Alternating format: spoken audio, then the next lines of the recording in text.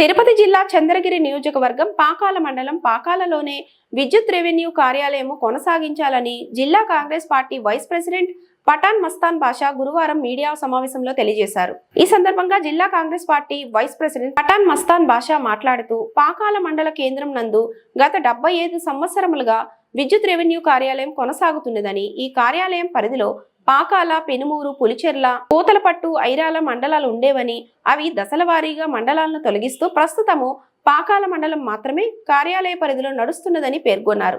మండలంలోని రైతులు, ప్రజలు విద్యుత్ బిల్లుల రాయితీ, సర్వీసు, పేరు మార్పులు చేసుకోవాలన్నా, మీటర్ రద్దు పరుచుకోవాలన్నా ఈ కార్యాలయంలోనే పూర్తి అయ్యేదని అన్నారు. అందరికీ ఉపయోగకరంగా ఉన్న ఈ కార్యాలయంను ప్రస్తుతము చంద్రగిరికి మార్చడం వలన రైతులు పాకాల నుండి 30 కిలోమీటర్ల దూరంలో ఉన్న చంద్రగిరికి వెళ్లవలసి వస్తుందని, ఎన్నో సంవత్సరాలుగా సేవలందించిన ఈ కార్యాలయాన్ని చంద్రగిరి నుండి తిరిగి పాకాల మండల కేంద్రంకు తీసుకురావడానికి విద్యుత్ శాఖ అధికారులు, ప్రజాప్రతినిధులు కృషి చేయాలని అన్నారు. నమస్కారంలో చిత్తూరు జిల్లా Congress party DCC vice president నేను పఠాన్ మస్తాన్ బాషా మాట్లాడుతున్నది. పాకాల మండలంలో కరెంట్ రెవెన్యూ ఆఫీస్ గురించి మాట్లాడుతున్నాను. పాకాల మండలంలో కరెంట్ రెవెన్యూ ఆఫీస్ ఉండడం వల్ల ప్రజలకి చాలా మంచి జరిగాయి.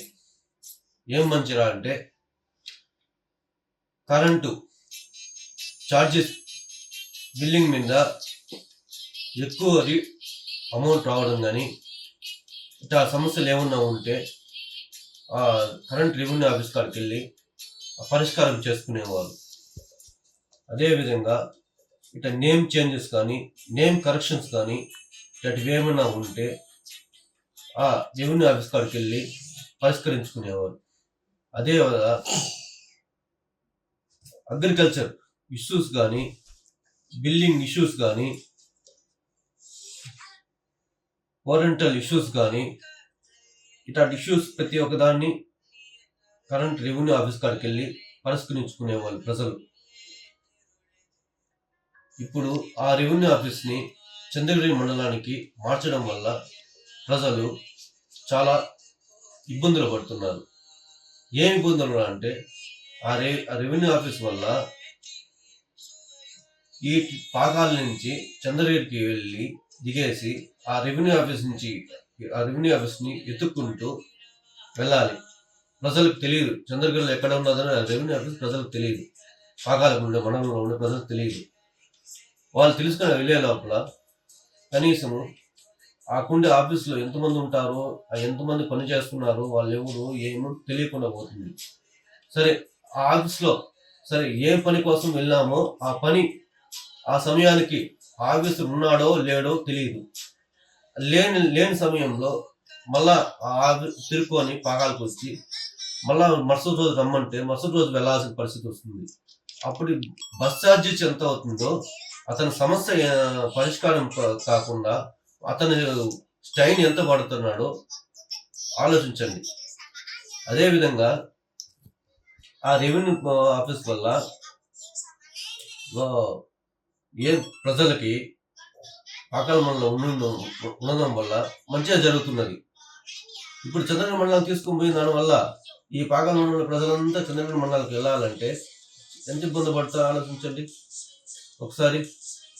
రేపు ఒకవేళ ఇప్పుడు పాకాల మండలంలో కరెంటు బిల్లు కట్టాలంటే 9 గంటల నుంచి 1 గంట లోపలే కట్టాలి.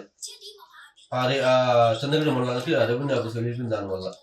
అదే పాకాల మండలంలో రెవెన్యూ ఆఫీస్ ఉన్నప్పుడు 9 గంటల నుంచి 1 గంట దాకా, మళ్ళా 1 గంట నుంచి 2 గంటల నుంచి మళ్ళీ 4 గంటల దాకా బిల్లింగ్ కట్టుకుంటున్నారు.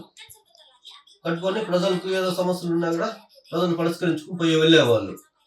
ఇప్పుడు అది లేకుండా చంద్రగిరికి మార్చేస్తే చంద్రగిరికి వెళ్ళాలంటే ఆ ప్రజలకు ఏ విధంగా సమస్యలు పరిష్కారం అవుతాయి, ఏ విధంగా ఇబ్బందులు పడతారు ఒకసారి ఆలోచించి ప్రధానాయకులు ఆలోచించుకోవాలా.